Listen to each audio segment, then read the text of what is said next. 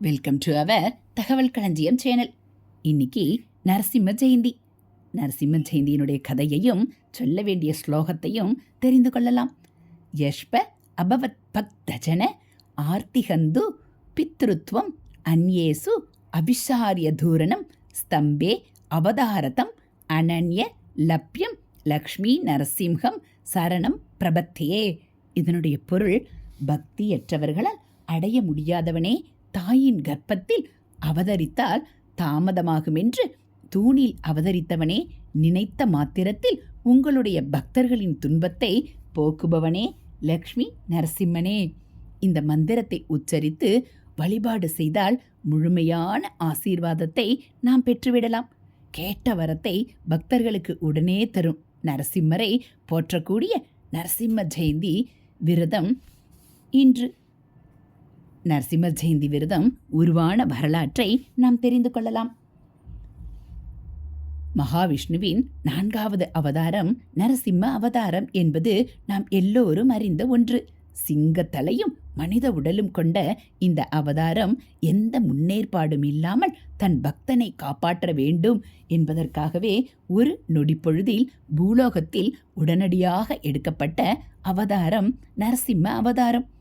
இரணியிடம் இருந்து பக்த பிரகலாதனை காப்பதற்கு எடுக்கப்பட்ட அவதாரம் நரசிம்மர் அவதாரம்.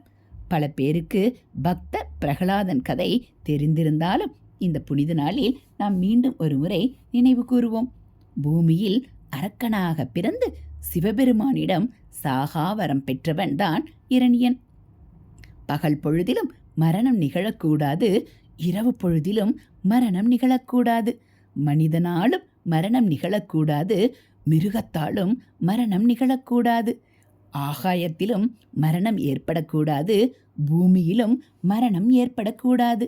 எந்த ஒரு ஆயுதத்தாலும் மரணம் ஏற்படக்கூடாது என்ற வரத்தை பெற்ற இந்த அரக்கனை அழிப்பதற்காக அவதரித்தவர் நரசிம்மர்.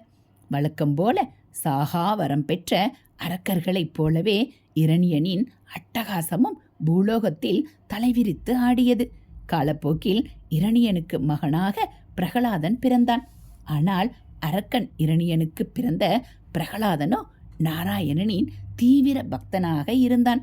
எந்நேரமும் ஓம் நமோ நாராயணா என்ற மந்திரத்தை உச்சரிப்பதே தன் கடமையாக வைத்திருந்தான். இதை பார்த்த இரணியனுக்கு கடுமையான கோபம் ஏற்பட்டு விட்டது. இந்த லோகத்தில் இறைவன் என்றால் நான் தான், அதாவது இரணியன்தான். நாராயணன் என்ற மந்திரத்தை தவிர்த்துவிட்டு ஓம் இரண்யாய நமக என்ற மந்திரத்தை கூறும்படி பிரகலாதனை கொடுமைப்படுத்தினான் இரணியன். பிரகலாதன் தன் மகன் என்ற இரக்க குணம் கூட இரணியனுக்கு இல்லை என்பது குறிப்பிடத்தக்கது.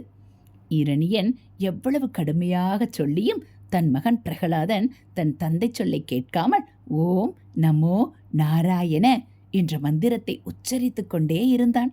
தன் மகன் தன் சொல்லை கேட்காத கோபத்தில் இரணியன் தன் தங்கையை அழைத்து பிரகலாதனை நெருப்பில் இடும்படி உத்தரவிட்டான். இரணியனின் தங்கை ஹோலிகா பிரகலாதனை தீக்கிரையாக்கினாள். ஓம் நமோ நாராயணா என்ற மந்திரத்தை உச்சரித்து கொண்டே தீயில் இறங்கிய பிரகலாதனுக்கு எதுவுமே நடக்கவில்லை. ஆனால் தீயின் மூலம் தனக்கு ஆபத்து நேரவே நேராது என்ற வரத்தை வாங்கிய ஹோலிகா தீக்கிரையாகிவிட்டாள். காரணம் அவளுடைய கெட்ட எண்ணம்தான். இதை கண்ட இரணியனுக்கு கோபம் உச்சிக்கு ஏறிவிட்டது. இரணியன் பிரகலாதனை அழைத்து துன்புறுத்தி எங்கே உள்ளார் உன்னுடைய நாராயணன் என்று கேள்வி கேட்டு துன்புறுத்தினான். பிரகலாதனோ என் நாராயணர் தூணிலும் இருப்பார் துரும்பிலும் இருப்பார் என்றவாறு கூறினான். இதனை கேட்டு இன்னும் கோபமடைந்த இரணியன் தூணிலும் இருப்பாரா உன் நாராயணன் என்று ஆணவமாக சிரித்து அருகிலிருந்த தூணை தன் கையிலிருந்த கடையால் உடைத்தான். இந்த நேரம் பகலும் இரவும் இல்லாத பிரதோஷ காலமான மாலை நேரம் என்பது குறிப்பிடத்தக்கது.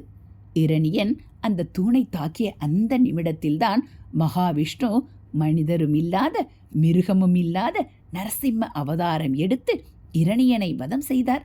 கோபத்தோடு ஆக்ரோஷத்தோடு இரணியனை ஆகாயத்திலும் வைக்காமல் பூமியிலும் வைக்காமல் தூக்கி தன் மடியில் வைத்து எந்த ஒரு ஆயுதத்தையும் பயன்படுத்தாமல் தன்னுடைய 10 கைகளில் உள்ள விரல்களில் கூர்மையான நகங்களால் வயிற்றை கிழித்து இரத்தத்தை குடித்து குடலை உருவி மாலையாக போட்டுக்கொண்டு இரணியனை வதம் செய்தார். ஆனால் வதம் முடிந்த பின்பும் நரசிம்மரின் கோபம் மட்டும் அடங்கவே இல்லை. இந்த சம்பவத்தை பார்த்து கொண்டிருப்பவர்கள் அனைவரும் நரசிம்மரை கண்டு பயந்து ஒதுங்கி நிற்க, பிரகலாதன் மட்டும் நரசிம்மரின் அருகில் சென்று வணங்கினான். மனம் குளிர்ந்த நரசிம்மரோ பிரகலாதனை அழைத்து மடியில் அமரச் செய்து, எதற்காக நாராயணர் தூணில் இருப்பார் என்று முதலில் கூறினாய்?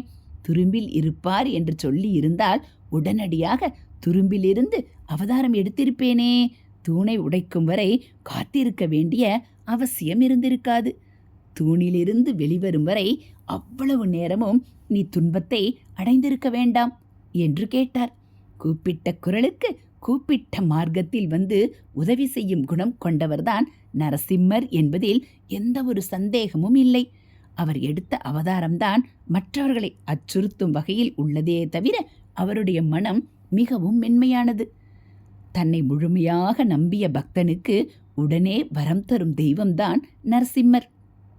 அவர் தூணிலிருந்து தன் பக்தன் பிரகலாதனுக்காக நரசிம்ம அவதாரம் எடுத்த இந்த நாளைத்தான் நரசிம்ம ஜெயந்தியாக கொண்டாடுகிறோம். நரசிம்ம ஜெயந்தி அன்று அதிகாலை பிரம்ம முகூர்த்த வேளையிலே எழுந்து தீபம் ஏற்றி வைத்து நரசிம்மரை மனதார வேண்டிக் கொண்டு தூய்மையான பக்தியில் எவரொருவர் தனக்குள்ள கஷ்டங்களை எல்லாம் தீர்க்க வேண்டும் என்று வேண்டிக் கொள்கிறாரோ அவருக்கு நிச்சயமாக நல்ல தீர்வு உடனடியாக கிடைக்கும்.